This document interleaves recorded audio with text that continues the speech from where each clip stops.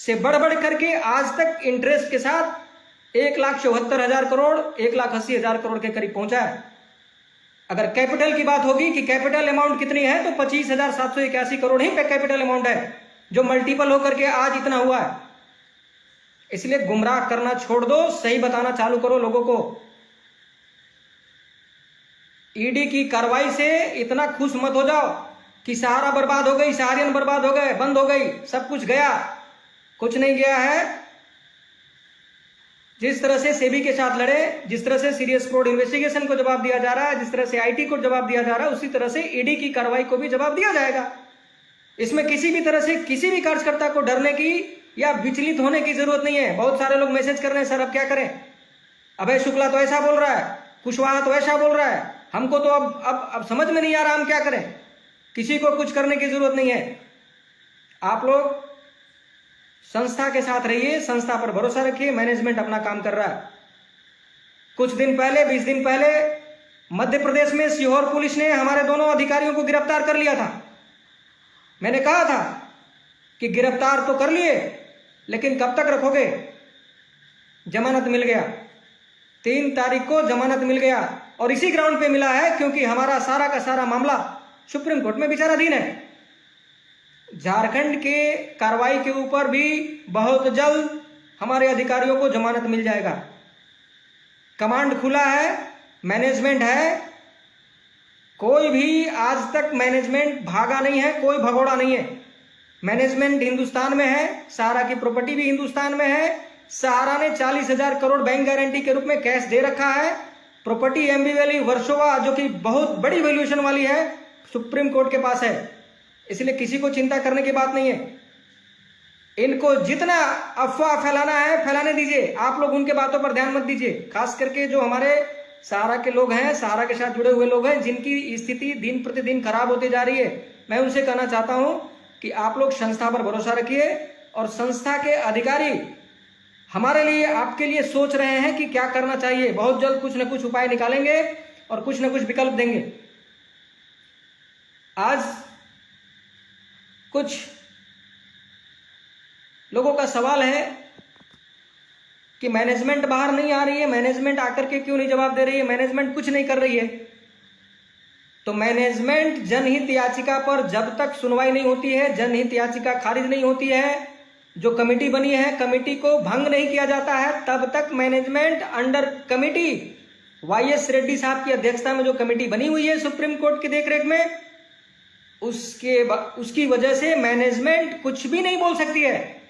और अगर समझ में नहीं आता है तो गूगल में सर्च कीजिए कि अगर किसी भी मैनेजमेंट के ऊपर सुप्रीम कोर्ट की निगरानी में कमेटी बन जाती है तो क्या मैनेजमेंट अपनी ओर से कोई भी स्टेटमेंट जारी कर सकता है। तो आपको समझ में आ जाएगा कि मैनेजमेंट क्यों नहीं बोल रही है। कुछ लोग मैसेज करते हैं कि तुम डायरेक्टर बन गए, तुम किस हैसियत से बोलते हो, तुम्हारी क्या औकात है। मैं उनसे कहना चाहता हूं कि मेरी जो औकात है वही आपकी भी औकात है। फर्क सिर्फ इतना है कि आप नहीं बोल रहे हैं, मैं बोल रहा हूं, क्योंकि मैं अपना फर्ज समझता हूं। मैं अपना फर्ज समझता हूं, इसलिए मैं बोलता हूं, क्योंकि सहारा आपकी भी है, मेरी भी है, सबकी है। सहारा श्री की नहीं थी। अगर आप ऐसा समझ के चल रहे हैं कि सहारा की मालकिन माननीय स्वप्ना रॉय है या मालिक सहारा श्री थे, तो आप अभी भी गलतफहमी में जी रहे हैं, अभी भी गलतफहमी में जी रहे हैं। इसलिए वास्तविकता में उतरिए और 22 लाख लोग एकजुट हो जाइए, और जहां कहीं भी ये आंदोलनकारी दिखे, जहां कहीं भी, क्योंकि आप रात को सोते समय अपने परिवार का मुंह देख करके सोइए, और अपने आप में एक आंदोलनकारियों के खिलाफ आवाज उठाने का कसम खाइए, क्योंकि आपका घर, 22 लाख लोगों का घर का चूल्हा अगर नहीं जल रहा है या किसी तरह से जल रहा है, परिस्थिति दयनीय है, तो सिर्फ आंदोलनकारियों की वजह से है। ये जो ईडी की कार्रवाई हुई है, ये आंदोलनकारियों का देन है, क्योंकि 500 एफआईआर इन्हीं लोगों ने करवाया है। और आज हमारी परिस्थिति खराब है और ये लोग मजा ले रहे हैं। इन लोगों के घर में आज पार्टियां बन रही है, तो जहां कहीं भी ये दिखाई दे उनको जवाब दीजिए। मरता क्या नहीं करता, सब लोगों ने सुना होगा कि मरने वाला क्या नहीं करता है, तो उसी को दिमाग में रखते हुए कार्रवाई कीजिए। समझदार को इशारा काफी होता है, हमें बताने की जरूरत नहीं है। खास करके ये दो आंदोलनकारी के ऊपर बिल्कुल नजर रखा जाए, ध्यान रखा जाए, क्योंकि आज हमारा घर बर्बाद हो रहा है, हमारे बाल बच्चे बर्बाद हो रहे हैं, हमारी पूरी की पूरी संसार मिट रही है, खराब हो रही है, दयनीय स्थिति हो रही है, पूरा का पूरा हम लोग बर्बाद हो रहे हैं। तो इन्हीं लोगों की वजह से हो रहा है, इसलिए वो ये दोनों के ऊपर खास करके नजर बनाइए और इनको जवाब दीजिए। और किसी भी कार्रवाई के बाद विचलित होने की जरूरत नहीं है। सहारा 14 वर्षों से लड़ रही है, कानूनी कार्रवाई है, संवैधानिक तरीके से सहारा लड़ रही है। ईडी की कार्रवाई को भी सहारा जवाब देगी, सुप्रीम कोर्ट में अपील करेगी, चैलेंज करेगी, अपील नहीं चैलेंज करेगी। और हो सकेगा तो राष्ट्रपति, माननीय राष्ट्रपति महोदया के पास भी दया याचिका जाएगी कि क्या कारण है कि 14 वर्षों से सिर्फ और सिर्फ सहारा पर ही कार्रवाई हो रही है। हमने अभी सुना भूषण स्टील को लेकर के माननीय चीफ जस्टिस ऑफ इंडिया संज्ञान लेते हुए 25,000 लोगों को रोजी रोटी देने के लिए, उनको बचाने के लिए कार्रवाई किया। मैं उनसे भी कहना चाहता हूं, मैं खास करके देश के जितने भी बड़े बड़े कॉरपोरेट हैं, टाटा, बिरला, रिलायंस, अडानी, मैं उनसे भी गुजारिश करना चाहता हूं कि सहारा की तरफ भी, सहारियन जो सहारा के साथ जो 22 लाख लोग जुड़े हुए हैं, जिनकी परिस्थिति दयनीय होती जा रही है, जो भुखमरी के कगार पर है, आप लोग हमारे तरफ भी नजर कीजिए। वो दिन दूर नहीं है जो आज सहारा के साथ हो रहा है, हो सकता है कल आपके साथ भी होगा। यूनिटी, कॉर्पोरेट यूनिटी की तरफ आगे बढ़िए। सिर्फ यह मत देखते रहिए कि सहारा श्री के साथ हुआ, सहारा के साथ हुआ, हमें क्या, कल आपके साथ भी हो सकता है। सहारा तो लड़ रही है, लड़ लेगी, सहारा में ताकत है, क्योंकि सहारा रियल एस्टेट का बादशाह है। सहारा के पास रियल एस्टेट का पावर है, जमीन का पावर है, प्रॉपर्टी का पावर है। आप लोगों के पास नहीं है। आप लोगों के पास शेयर मार्केट है, शेयर के ऊपर है आप लोग, और बैंक से लोन लेकर के आपने फैक्ट्रियां और इंडस्ट्रियां लगाई है। इसलिए हमारे साथ हमारे 22 लाख लोगों का भी जो जीवन आज अंधेरे में है, उस पर भी थोड़ा सा ध्यान देने की कृपा कीजिए।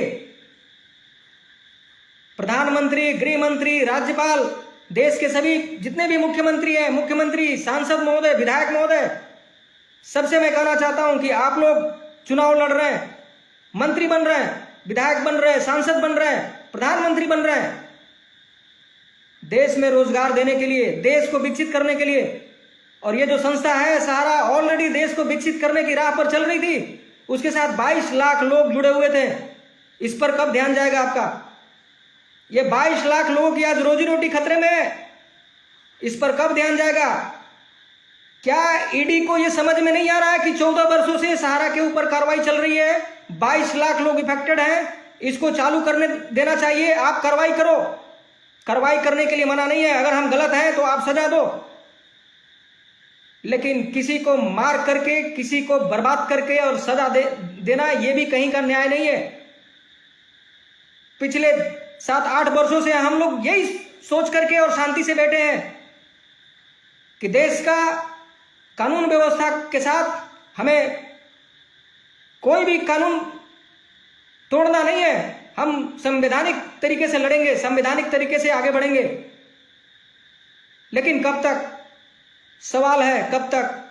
देश के जितने भी विधायक हैं, सांसद हैं, राज्यपाल हैं, मुख्यमंत्री हैं, इवन प्रधानमंत्री हैं, या जितने भी कैबिनेट मिनिस्ट्री हैं, कैबिनेट मंत्री हैं, जितने भी केंद्रीय मंत्री हैं, मैं उनसे अपील करना चाहता हूं कि आप लोग देश को विकसित नहीं करना चाहते। अगर करना चाहते हैं तो सहारा का साथ दीजिए और सहारा की मैटर को जितना जल्द हो सके राष्ट्रपति महोदया से, माननीय चीफ जस्टिस ऑफ इंडिया से अपील करके इस केस को खत्म करवाइए।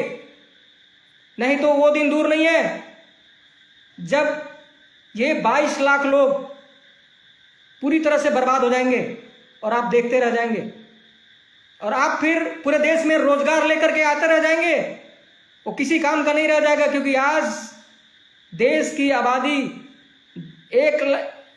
140 करोड़ की है, उसमें से आधी आबादी सहारा से इफेक्टेड है। 50%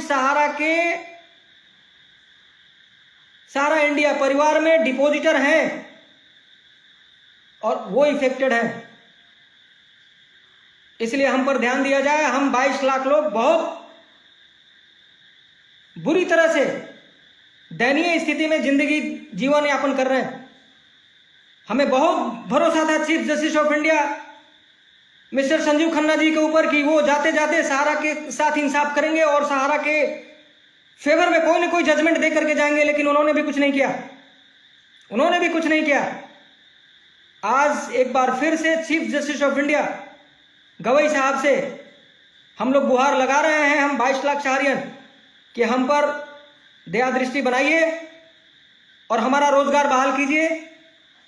कम से कम सहारा का रोजगार बहाल कीजिए। आपको जितना भी सहारा के ऊपर कार्रवाई करना है कीजिए, लेकिन रोजगार बहाल कीजिए। और जो आज तक का हम लोगों का भुगतान है, जो हम लोगों का सैलरी कमीशन इंसेंटिव बकाया है, वो रिलीज करवाइए। इसी के साथ मैं आज का लाइव यहीं पर खत्म